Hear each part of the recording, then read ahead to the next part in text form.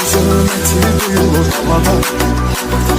Geçmişim gözümde gelir arada. Yine palızın eti duyulur havada. Geçmişim gözümde gelir arada.